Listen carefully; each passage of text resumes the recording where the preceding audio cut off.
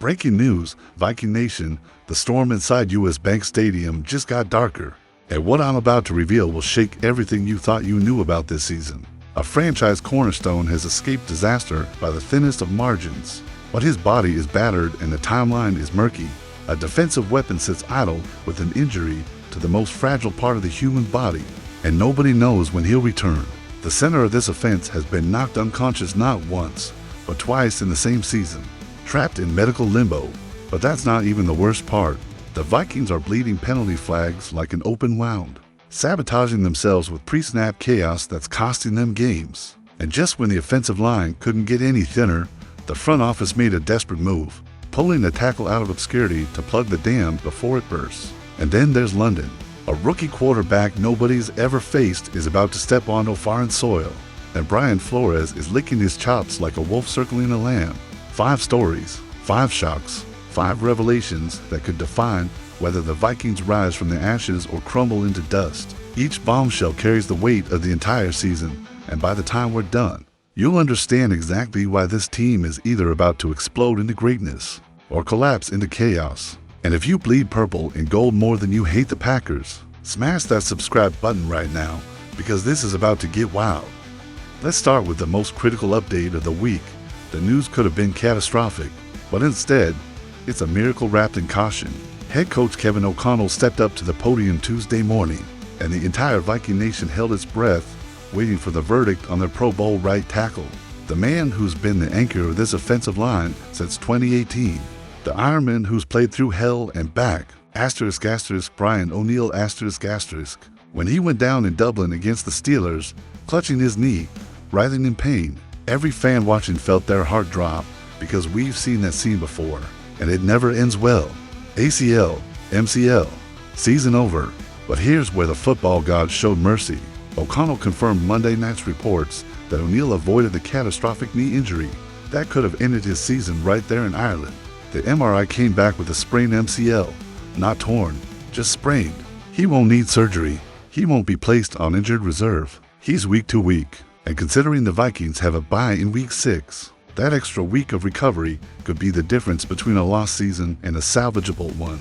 O'Connell said it himself, quote, "He avoided serious knee injury, and when you see him go down like that as a head coach, you're just grateful you can rule out a lot of other things." Week to week means he's out for the Browns game in London this Sunday, but the door is open for a potential return in week 7 against the reigning champion Philadelphia Eagles. Justin Skule will slide into the starting right tackle spot, and if that doesn't work, the Vikings will lean on second-year tackle Walter Rouse, a young athlete with potential but 0 real game experience. And that's terrifying when you realize they're about to face Myles Garrett, the 2023 Defensive Player of the Year, a man who eats quarterbacks for breakfast. O'Neill is 6'3" to 197 pounds of elite athleticism, and he's been worth every penny of his 5-year, $90.5 million contract. PFF has him graded at 70 to point for the season, having allowed only 1 sack and 3 pressures through for games. Losing him, even temporarily, is like ripping the heart out of the offensive line. But it's not just O'Neill. Ryan Kelly, the veteran center who was supposed to bring stability to this offense, is still trapped in the concussion protocol after taking a brutal hit in Dublin. And here's the part that should terrify every Vikings fan. This is his 2nd concussion of the 2025 season. 2 concussions in 4 weeks. The brain doesn't heal the same way a knee does. This isn't about football anymore. This is about long-term health, cognitive function. The rest of his life, Michael Juergens has been filling in at center, and while he's done an admirable job, he's not Ryan Kelly, and the drop-off is noticeable. And then there's *** Andrew Van Ginkel ***, the edge rusher who's been a menace off the edge. Sitting out with a neck injury, O'Connell confirmed Van Ginkel won't practice this week, which likely means he's out for London too. Neck injuries are no joke. They're career-altering, life-altering. And let's not forget Donovan Jackson, the 1st-round pick, the 24th overall selection in the 2025 draft, who underwent wrist surgery after getting hurt in Dublin. He's on injured reserve now, and his timetable for return is murky at best. So let's recap the damage. Right tackle out, center concussed, left guard on IR, edge rusher sidelined with a neck injury. This isn't just a speed bump, this is a 5-car pileup, and the Vikings are trying to navigate through the wreckage with duct tape and prayer. Do you still believe in this team even when half the roster is in the medical tent? Do you trust Kevin O'Connell to coach through this chaos? Drop your answer in the comments right now. And if you're still here, if you haven't turned off this video in despair, then you're a real one, and you need to hit that like button to prove your loyalty. But hold on, as shocking as that injury report is, the next update cuts even deeper, because it's about the man who holds this offensive line together. Let me take you back to Sunday morning in Dublin. The Vikings are battling the Steelers. The offensive line is already patchwork, already struggling, and then it happens. Brian O'Neill, the right tackle, who's been the one constant on this line for 7 years, goes down awkwardly after a block, and the way he grabbed his knee, the way he stayed on the ground, every Vikings fan watching knew this was bad, real bad, season-ending bad. The whisper started immediately: torn ACL, torn MCL, maybe both, and if that's the case, the offensive line is cooked, the season is cooked. Carson Wentz is about to spend the rest of 2025 running for his life. But then Monday night happened, and Ian Rappaport dropped the update that sent shockwaves of relief through Viking Nation. The MRI confirmed a sprained MCL, not a tear, not a rupture, just a sprain. No surgery required. Week-to-week recovery. Kevin O'Connell had already hinted at it, but Rappaport made it official. O'Neill dodged the bullet. He's not lost for the season. He's not lost for months. He's lost for weeks, maybe 2, maybe 3, but he's coming back. And in a season where injuries have decimated this roster at every level, that's the kind of news that feels like winning the lottery. Now let's be clear, losing O'Neill for any amount of time is brutal. He's a Pro Bowler, a captain, a leader, and the best pass protector on this line. He's 30 years old, in the prime of his career, and he's on a contract that pays him $23.2 million in 2026, which means the Vikings are likely to extend him this offseason, lower that cap hit, and keep him in purple for years to come. But right now, he's out for the Browns game, questionable for the Eagles in Week 7, and Justin Skule is stepping into his spot. Skule is a journeyman, a backup's backup, and while he's serviceable, he's not Brian O'Neill. And the timing couldn't be worse, because the Vikings are about to face Myles Garrett, a 6'4", 272-pound force of nature who had 14 sacks last season and already has for this year. Garrett is going to test Skule early and often, and if Skule can't hold up, Carson Wentz is going to be eating turf all afternoon. But here's the silver lining. The Vikings have a bye in Week 6, which means O'Neill gets an extra week to heal, an extra week to rehab before the playoff push begins. And if he can return in Week 7 against the Eagles, that's huge, because the Eagles just won the Super Bowl. They have a dominant defensive line, and the Vikings are going to need every ounce of protection they can get. According to PFF, O'Neill has been having another elite season, allowing just 1 sack and 3 pressures through for games with an overall grade of 70.4. That's top 10 tackle play, and replacing that level of performance is nearly impossible. Walter Rouse, the second-year tackle, is waiting in the wings if Skule struggles. Rouse is 6'5", 310 pounds, young, athletic, raw, but unproven. He's got the physical tools, but does he have the mental readiness to face an elite pass rusher like Garrett? That's the million-dollar question. And let's not forget the ripple effect of O'Neill's absence. With Donovan Jackson on IR and Ryan Kelly in concussion protocol, the entire offensive line is held together by backups and prayers. Blake Brandel is filling in at left guard, Michael Juergens is at center, and now Justin Skule is at right tackle. That's 3 backups starting on the same line, and they're going up against one of the most ferocious defensive fronts in football. The Browns have the 8th highest pressure rate in the NFL. They've racked up 9 sacks in 4 weeks, and Myles Garrett is salivating at the thought of facing a patchwork offensive line on foreign soil. So here's the question for Viking Nation. Do you trust this offensive line to protect Carson Wentz against Myles Garrett? Do you think Justin Skule can hold his own? Or are we about to watch a bloodbath in London? Sound off in the comments. And if you believe in this team even when the odds are stacked against them, if you think Brian Flores' defense can carry this squad until the offense gets healthy, then smash that subscribe button and let the world know that Viking Nation never backs down. And just when fans thought the chaos couldn't get deeper, here comes the next bombshell. And this one's about discipline and self-inflicted wounds. Now we need to talk about the elephant in the room, the issue that's been quietly sabotaging this team all season long.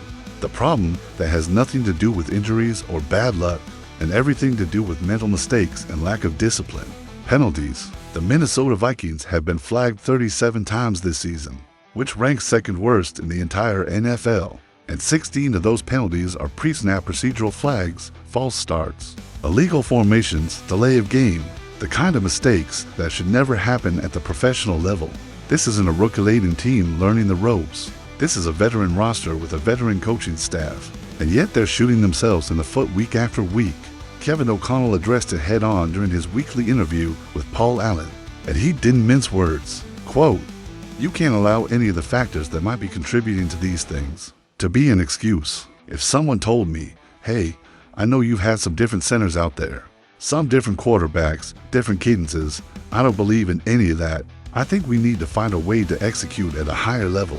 And some of the critical offensive penalties we've had have been in the pre-snap variety, where it comes in on a 3rd and 6 and suddenly you're in 3rd and 11. And he's right. 3rd and 6 is manageable. It's a situation where you can draw up a play, find a mismatch, move the chains. But 3rd and 11, that's a drive killer. That's a punt. That's giving the ball back to the opponent with momentum. And it's happening over and over again, and it's costing the Vikings games. Now let's be fair for a second. There are legitimate reasons why this offense is struggling. With pre-snap execution, they've had for different players rotating between quarterback and center this season, due to injuries, and cadence is critical when it comes to preventing false starts. Carson Wentz has a different cadence than J.J. McCarthy. Michael Juergens has a different snap count than Ryan Kelly. And when you mix and match those combinations on the fly, miscommunication happens. But here's the thing, O'Connell is right to say that's not an excuse. This is the NFL, the highest level of football on the planet. And if you can't get lined up correctly, if you can't snap the ball without jumping off sides, if you can't execute a play without a delay of game penalty, then you don't deserve to win.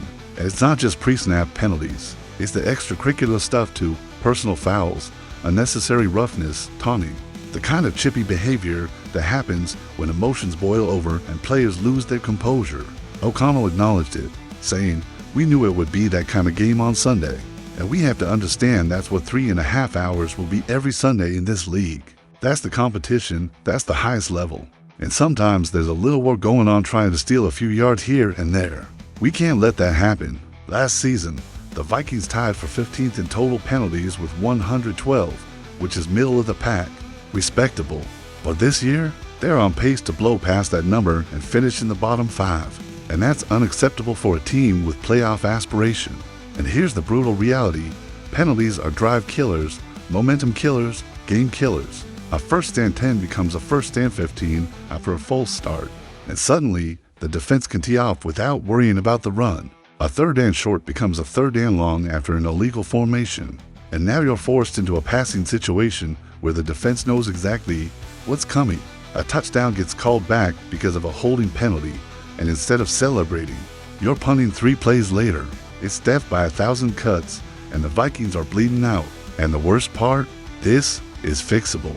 Penalties aren't like injuries. You can't control when a guy blows out his knee, but you can control whether your players line up correctly, whether they stay composed, whether they execute the play the way it was drawn up.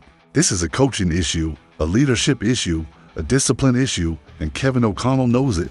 He's not making excuses. He's holding his team accountable. But words only go so far. The Vikings need to see actual improvement on the field, and with the bye week coming up in week 6, this is the perfect opportunity to reset, refocus, and clean up the sloppiness. Do you think the Vikings can fix their penalty problem? Or is this a sign of deeper issues within the locker room? Do you trust Kevin O'Connell to coach his way out of this mess? Let me know in the comments. And if you're frustrated but still believe they can turn it around, hit that like button.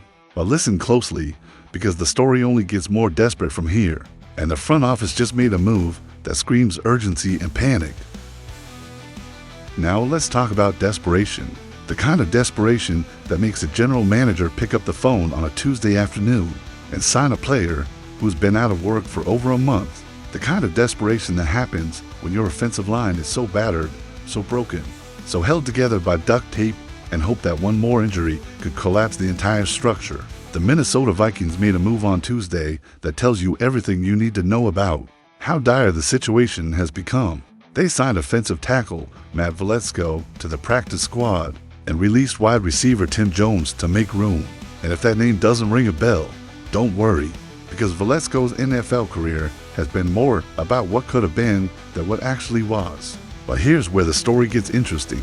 Velasco isn't just some random free agent off the street. He's a Minnesota kid, born and raised in Cold Spring, played high school ball at Rocori High School, went to college at the University of North Dakota, and put together a solid enough career to get drafted by the Dallas Cowboys. In the 5th round of the 2022 NFL Draft, he's 6'8", 310 pounds, a massive human being with the length and athleticism you want in a tackle. But his career has been derailed by shoulder injuries that kept him off the field more than on it. Dallas waived him in August 2025, and he's been a free agent ever since, waiting for the phone to ring, and now the Vikings are giving it to him, and the timing couldn't be more critical. Brian O'Neill is out with an MCL sprain.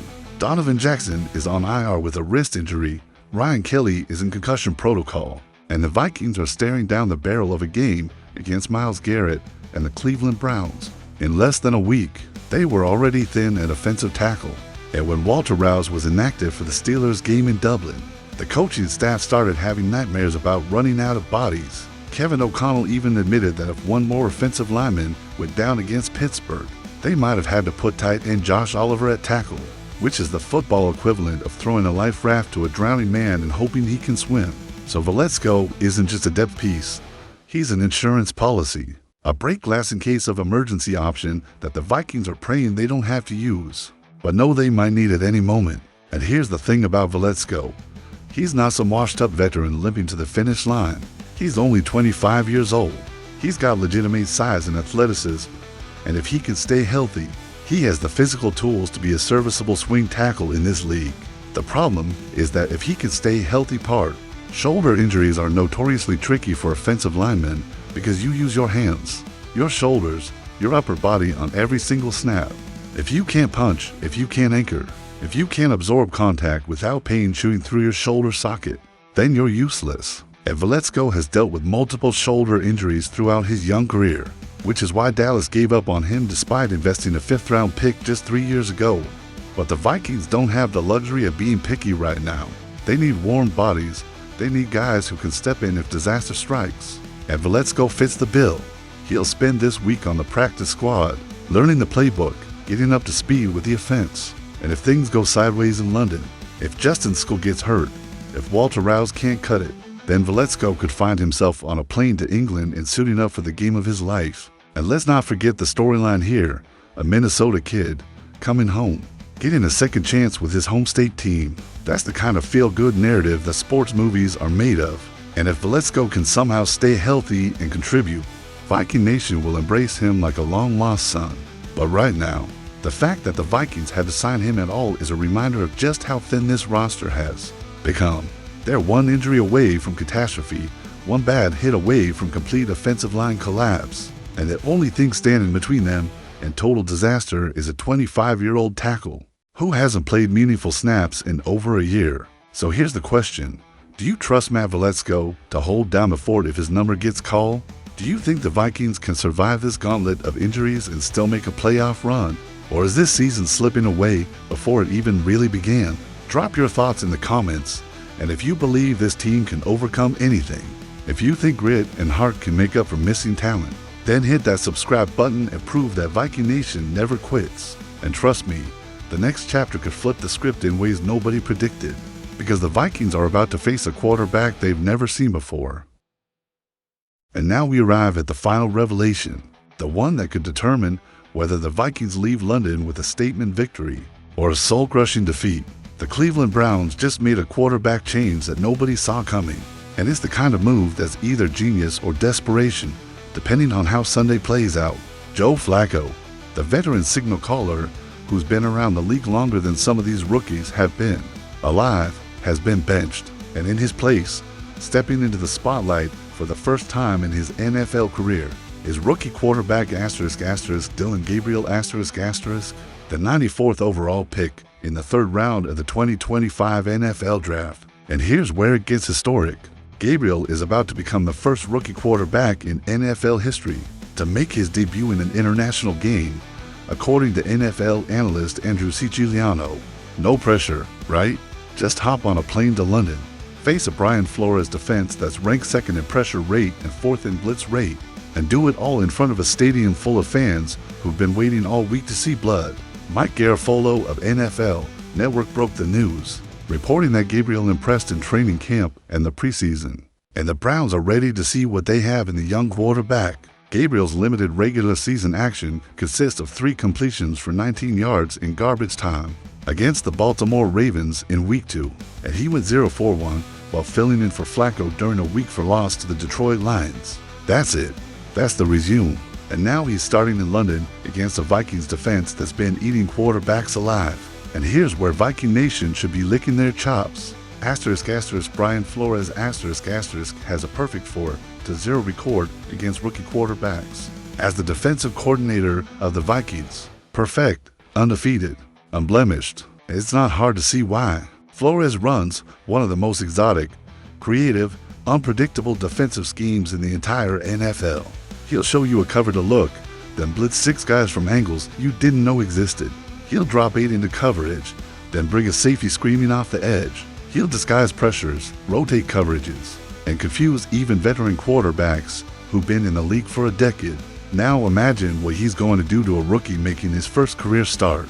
Dillon Gabriel is about to get a PhD in NFL defensive complexity in 3 hours, and it's going to be brutal. The Vikings rank 4th in blitz rate, 2nd in pressure rate, and they're tied for 5th in total sacks with 11 through for weeks. They generate chaos, they create turnovers, they force quarterbacks into bad decisions, and Gabriel is walking into a buzzsaw. But here's the other side. The Vikings offense is a mess, and they're going to have to face Myles Garrett, the 2023 Defensive Player of the Year, a man who already has 4 sacks this season. Garrett is 6 feet 4 inches, 270 pounds of pure destruction, and he's going up against a Vikings offensive line that's missing Brian O'Neill, Donovan Jackson, and possibly Ryan Kelly. Justin Skull is going to spend all afternoon trying to keep Garrett from murdering Carson Wentz, and if Skull can't hold up, this game could get ugly fast. The Browns' defense ranks 8th in pressure rate. They've racked up 9 sacks in 4 weeks, and they're salivating at facing a backup-heavy offensive line on foreign soil. So this game comes down to one simple question. Can the Vikings defense dominate a rookie quarterback faster than the Browns defense? Can destroy a patchwork offensive line? If Brian Flores can rattle Dillon Gabriel early, force a couple turnovers, and give the Vikings offense short fields, then this game is winnable. But if Myles Garrett gets loose, if Carson Wentz is running for his life, then it doesn't matter what Dillon Gabriel does. And here's the wrinkle. The Vikings have been in London since Week 4, which means they've had extra time to adjust to the time zone, extra time to prepare for a rookie quarterback they've never faced. That's a massive advantage, and if Flores uses that prep time to cook up something special, Gabriel is going to wish he stayed on the sideline. So here's my question for Viking Nation. Do you trust Brian Flores to dominate this rookie quarterback?